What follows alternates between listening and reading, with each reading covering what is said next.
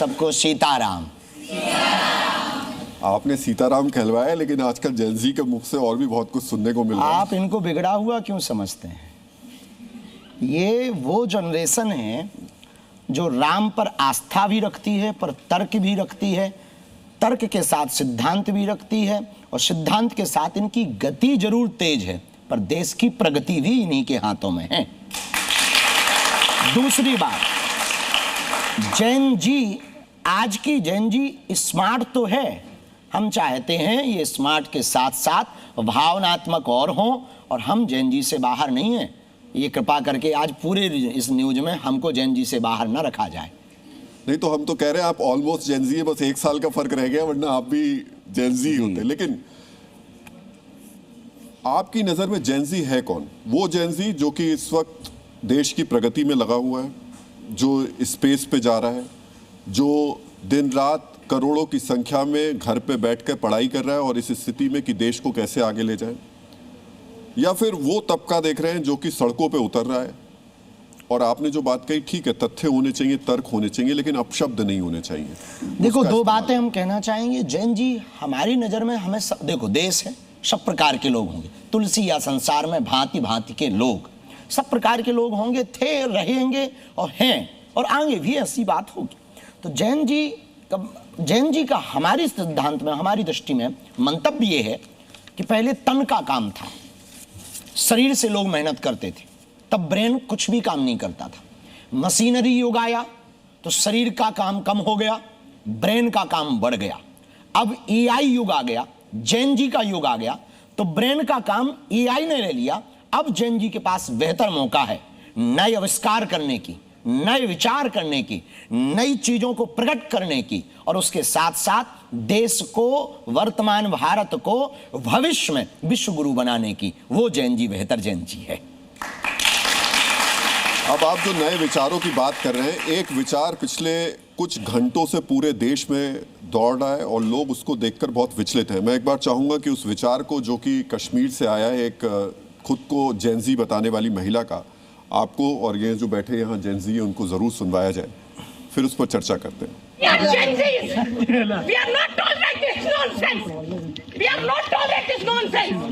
आप लोग मुझे बताओ, आप लोग बैठोगे या नहीं बैठोगे? चलो कैसे रोकेंगे? 5 घंटे हो गए, निकालो सब लोग गाड़ियों, चलो। वो कश्मीर एयरपोर्ट पे नहीं उतरे। किसी को जाने भी नहीं देंगे। हम लोग पैसे देके यहाँ घूमने आते हैं या फिर ये सब टॉलरेट करने आते हैं? ताला लगा दिया इन्होंने, कश्मीरियों के साथ तो करते हैं, अब बाहर के टूरिस्टों के साथ भी कर रहे हैं। ये जोजिला पास के पास की एक तस्वीर है। वहाँ पर सेना ने एक बैरिकेटिंग लगाई हुई थी, क्योंकि कुछ अफसर और मंत्री एक जाने वाले थे। सुरक्षा के प्रोटोकॉल के हिसाब से सेंसिटिव जगह है, और वहाँ ये महिला रुकी और उन्होंने सेना के जवानों के साथ में उन्हें नॉनसेंस के साथ तमाम शब्दों का इस्तेमाल करना शुरू किया। हम जेनजी हैं। वो वहीं पर आंदोलन शुरू करने की तैयारी कर रही थी। सेना के जवान, शास्त्री जी, सेना के जवानों में 28% जेनजी हैं टोटल, 17.5 साल से लेकर के। और इस देश में पता नहीं कितने, हर दूसरे तीसरे नौजवान की हसरत होती है कि देश की सेवा के लिए सरहद पर जाए, और ऐसे में अगर ये लोग जेनजी की ये शक्ल दिखाएंगे तो फिर क्या कहेंगे? इस देश को आज़ादी जैन जी ने ही दिलाई। वो जैन जी नहीं थे, पर युवा थे, चाहे वो भगत सिंह हो अथवा सुभाष चंद्र बोस। इस देश की रक्षा भी युवाओं के हाथों में है, इस देश का भविष्य भी युवाओं के हाथों में। लेकिन जैन जी का मतलब ये नहीं है कि हम अपने देश से प्यार ना करें। जैन जी का मतलब ये नहीं है कि वतन से प्यार ना करें। जैन जी का मतलब ये नहीं है कि वतन से गद्दारी करें। जैन जी का मतलब ये नहीं है कि हम अपनी देश की सेना का अपमान करें। जैन जी का मतलब ये नहीं है कि हम तिरंगा का अपमान करें। अपने हक की बात रखना जायज है, लेकिन देश का बुरा हो ये नाजायज। और मुझे लगता है शास्त्री जी कि एक बार ये जो, और हमें नहीं लगता कि कोई भी बुद्धिमान जैन जी जो यहाँ बैठा, जो तर्कवादी है, विचारवादी है, जो भी देश से प्यार करता, कोई भी यहाँ का जैन जी इन माता जी का सपोर्ट करें, ऐसा हमें नहीं लगता। मैं एक बार जरा पूछ भी लेता हूँ, आपने पूछ लो। एक बार माइक जरूर दीजिएगा जरा। क्या आप लोगों में से कोई ऐसा कहे कि इन माता जी का आप सपोर्ट करें? मेरा मेरा ये मानना है कि जेंजी का असली मतलब देश से ऑफ कोर्स प्यार करना है, और जो इसमें वीडियो में दिखाया गया है महिला का जो तर्क था वो बिल्कुल सही नहीं था। बस वो सैनिक अपनी ड्यूटी कर रहे थे। बिल्कुल सही नहीं था, ऐसे गलत शब्दों का प्रयोग नहीं करना चाहिए उनको। अगर सेना ने बैरिकेड लगाया तो किसी रीज़न की वजह से ही लगाया होगा, तो उनको भी मानना चाहिए था। जेंजी का मतलब ये नहीं है।